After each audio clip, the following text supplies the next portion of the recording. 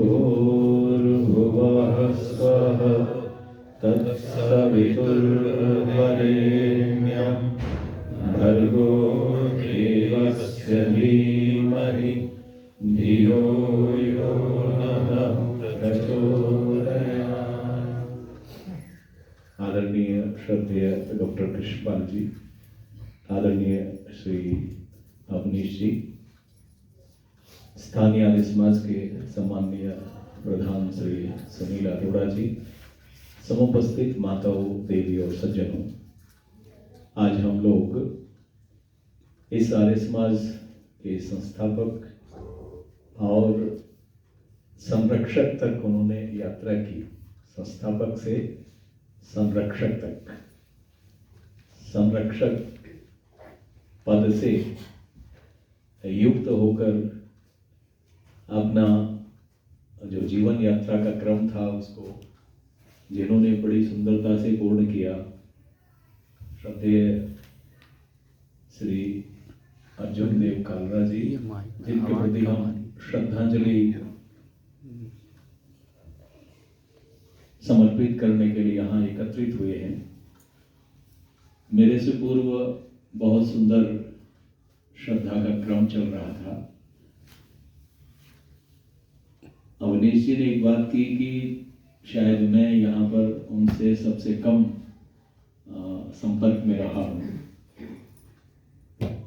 लेकिन मैं इससे उल्टा कहूँगा कि मैं सबसे ज़्यादा संपर्क में रहा हूँ। जयपुर में लगभग सर्वप्रथम ये आर्य समाज यहाँ नहीं बना था उस समय, और राजा पार्क आर्य समाज पहले वहाँ श्रावणी पर्व होता था और 9 दिवसीय होता था। श्री भटनागर जी बैठे हैं, ये साक्षी हैं। तो मैं वहाँ पर सन 88 में सर्वप्रथम आया। 9 दिवसीय उनका आयोजन होता था, रक्षाबंधन से लेकर जन्माष्टमी तक। तो उनका जो प्रचार का क्रम था वो इस तरह का होता था कि वहाँ एक सभा तो समाज में ही होती थी प्रातःकालीन, और सायंकालीन जो सभा होती थी वो परिवारों में होती थी। पहले इस तरह का क्रम था।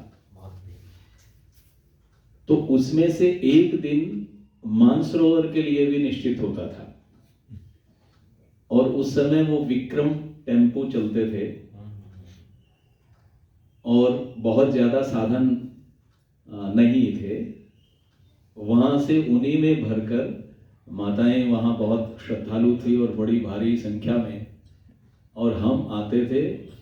कालरा जी के पास वाला एक परिवार जिसकी वो चर्चा कर रहे थे अभी, सेठ जी, उस परिवार में वो आयोजन किया जाता था और यहाँ पर बहुत अच्छे तरीके से उसको, तब मुझे श्री कालरा जी से परिचय हुआ और उनकी माता जी के भी दर्शन, उधर भी उनकी भी माता जी थी, सेठ जी के यहाँ भी, और इधर इनके यहाँ भी, लंबी आयु, उनके हाथों से ही मान सम्मान करवाते थे। तो एक तो ये भाव था कि अपने पूर्वजों का मान और सम्मान किस तरीके से किया जाता है। पश्चात फिर श्री मित्तल जी यहाँ पर आए और इनका एक प्रतिष्ठान, इसका शुभारंभ किया, और फिर इनके यहाँ यज्ञों का भी आयोजन हुआ। और उस समय मेरा स्टे जो है सुनील जी के यहाँ शायद इधर सेक्टर 10 में वेद पाठी और हम लोग इस तरीके से वहाँ रुके। उस दौरान श्री कालरा जी सेवा के निमित्त, जहाँ आपके पिताश्री तो होते ही थे, पूछने आते थे, लेकिन कालरा जी भी व्यक्तिगत अपना स्कूटी लेकर वहाँ पहुँचते थे बराबर। और दिन में एक बार तो रात को सोने के समय आए, यानी आलस्य नाम की कोई चीज नहीं।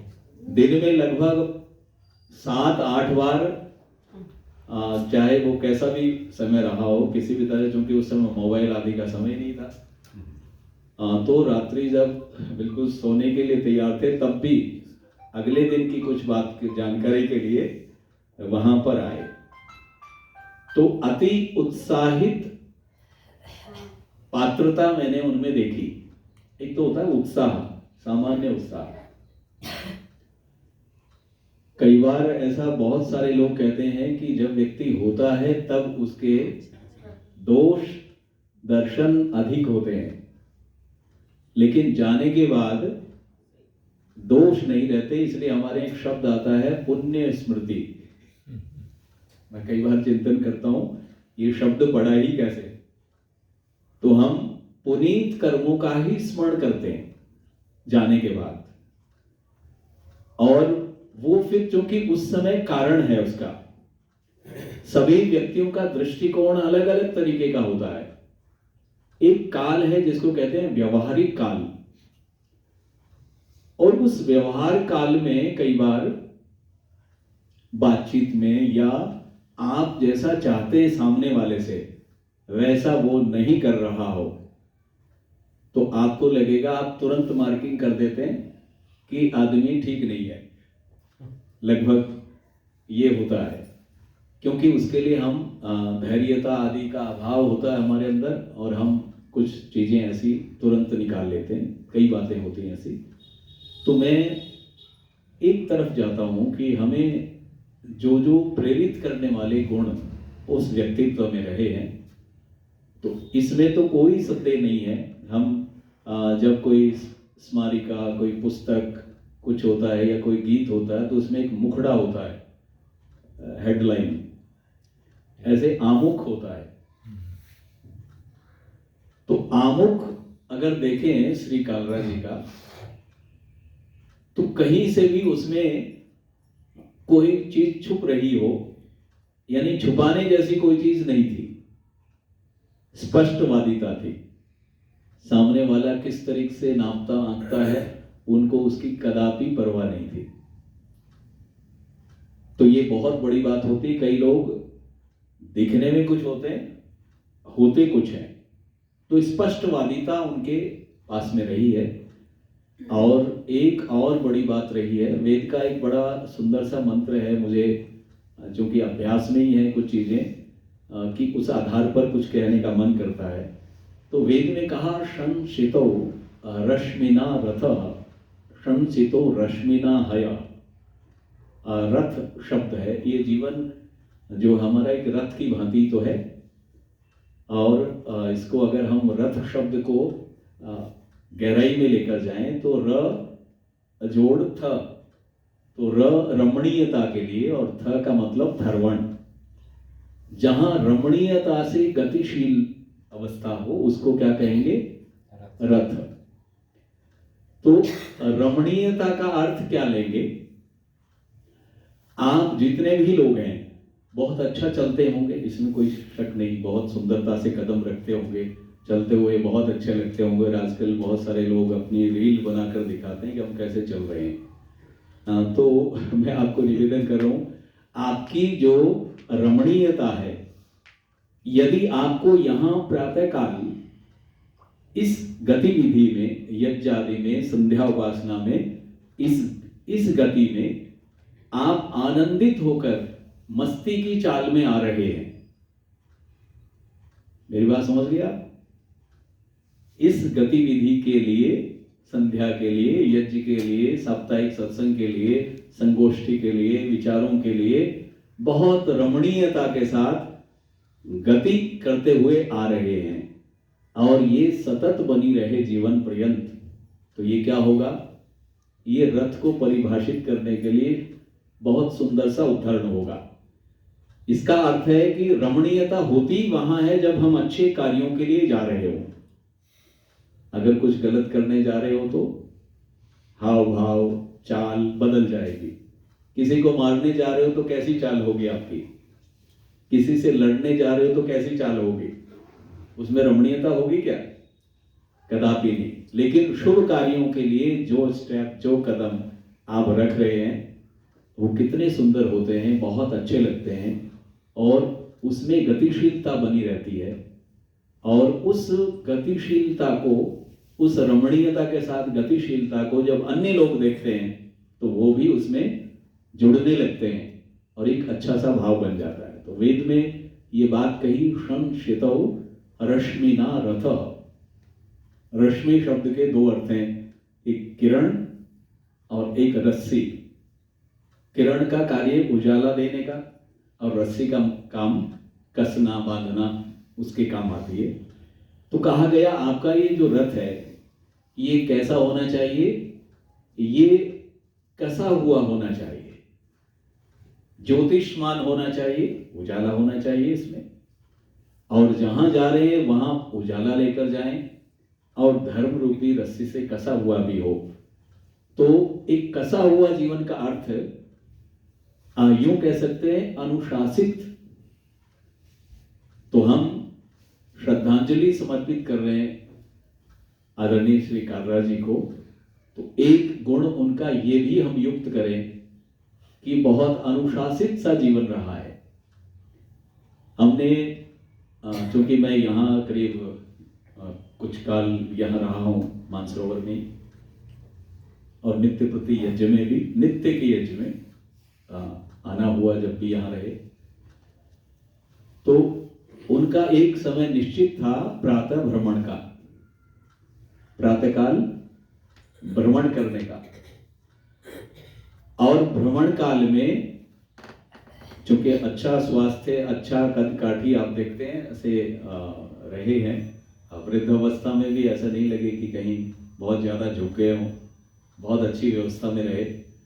और यहाँ पर कुछ पेड़ बहुत सारे हैं जो सैंजना जिनको बोलते हैं, वो फलियाँ, तो एक बार तो उन्होंने मुझे लाकर वहाँ पर दी कि वो सुबह लंबाई का बोला, मैं थोड़ा लंबा हूँ तो मुझे इसका फायदा है कि वो फलियाँ जब लगती हैं तो नीचे लटक जाती हैं। तो कहा हम क्योंकि कई बार भोजन के लिए और जलपान आदि के लिए घर पर जाना हुआ तो वो इसका प्रयोग दोनों, और अक्सर बात थी कि पति पत्नी दोनों ही एक अच्छा तरीका था नाश्ता जलपान आदि करने का, भोजन ठीक लेने का व्यवस्थित रूप था। और सुबह जल्दी उठने का क्रम रहा, क्योंकि सुबह जल्दी जाएंगे तो। और एक चीज और बताना चाहता हूं कि आदमी पति और पत्नी जब दोनों होते हैं तो मैंने ये विशेषता से नोट किया है कि माताजी को भी, यानी कई बार पत्नी जो है पति से थोड़ी बहुत हल्के से, कोई जरा सा ही भय होता होगा, थोड़ा बहुत ही, लेकिन इनका जीवन बहुत ज्यादा अनुशासित होता है। वो कोई कोई पत्नी होती है जो पति से भी थोड़ा भय रखती हो, तो यानी जरा सी भी बात कहीं व्यतिक्रम में ना चली जाए, इस बात का ध्यान माता जी को भी रखना पड़ता था। यानी क्योंकि वो इतने अनुशासित थे, ठीक समय पर ठीक तरीके से होना चाहिए। तो ये इसको कहेंगे कसा हुआ जीवन, ऑर्गेनाइज्ड। बिल्कुल। तो चाहे वो घरेलू हो और चाहे वो फिर यहाँ का हो, तो इससे ये पता चलता है, क्योंकि उस कालखंड को हम नहीं जानते जिस समय वो सर्विस करते रहे होंगे, उससे हमारा, क्योंकि बताए हुए अनुसार ही हम बता सकते हैं, लेकिन अनुमान लगा सकते हैं कि वहां पर भी एक बहुत अच्छे तरीके से उसका संचालन उन्होंने किया है, इसमें कोई डाउट नहीं है। और वो अभ्यास मुझे, इसलिए मैं एक उदाहरण दे रहा हूं, दिल्ली में एक आर्य समाज है डिफेंस कॉलोनी, तो मैं वहां उस समाज में जब गया तो वहां पर एक गार्ड रखा हुआ था आर्य समाज के बाहर। तो जैसे ही मैं गया तो सल्यूट की, और सल्यूट करते ही वो आदत में था तो हाथ मेरा भी फिर वैसे ही उठ गया। फिर मेरे मन में प्रश्न आया कि यहाँ आर्य समाज में गार्ड, तो जानते हो उसका कारण क्या था? मैंने बस कुछ काल में पता लगा लिया कि वहां पर कुछ लोग डिफेंस से जुड़े हुए थे, कोई ब्रिगेडियर, कोई जनरल, कोई इस तरह के, इसलिए उसका नाम भी वहां डिफेंस कॉलोनी पड़ा है। तो वो लोग थे, अब उनको जब वो उतरते हैं, जब कोई आता है सामने कोई ऐसा ना करे तो उनके हिसाब से रेस्पेक्ट हुआ ही नहीं। अब उस लोभ का संवरण हो कैसे? चुपचाप निकल जाए, कोई बोले ही नहीं, समाज में तो कोई संध्या कर रहा, उपासना कर रहा, ना कोई उठेगा, ना कोई नमस्ते करेगा, ना कुछ। तो ऐसे पात्रों को वो बात सुहाएगी नहीं, तो उन्होंने ये व्यवस्था कर दी। बस इतने में व्यक्ति फिट है, वो आराम से जाके बैठ गया कि हाँ हो गया। तो निसंदेह है, जिसका जीवन में जिस तरह का अभ्यास रहा होगा, वह व्यक्ति अपनी सामाजिक गतिविधि में भी इन चीजों को साथ में संतुलित करता हुआ जरूर रखता है। यहां बहुत बारी, क्योंकि अक्सर आना हुआ है, तो बीच में संध्या हो रही है, यज्ञ हो रहा है, बीच में किसी ने मानो समिधा भी रख दी उनकी अनुमति के बिना। सही बात है। तो उनकी प्रतिक्रिया होती थी, यानी तुमने, इसका मतलब क्या मैं सो रहा हूं, मैं नहीं जानता इस बात को, यानी वो इस दिशा में लेके जाते थे। अच्छा, दूसरा पक्ष उनका एक और था, वो बहुत सुंदर था, ये कि वो व्यक्ति जो नया आया है वो अपने तरीके से उस व्यवस्था को करेगा। मैंने जो व्यवस्था अपने दिमाग में बनाई हुई है वो अपने सही तरीके से बनाई हुई है, उसको मेरी प्लानिंग का क्या पता जो उठाकर समिधा रख दी, इसकी जरूरत भी है या नहीं है। ये जो चीजें थी, इससे चूंकि मैंने बहुत बारीकी से अवलोकन किया है, और मैं किसी दिशा में, यानी दोनों गुण अवगुण सभी के अंदर होते हैं, और कई बार हम अवगुण, चूंकि जीवन काल में हम अवगुणों का निरीक्षण ज्यादा कर लेते हैं, बाकी गुणों का हम नहीं कर पाते, क्योंकि वो हमारे अनुकूल नहीं लगता हमें।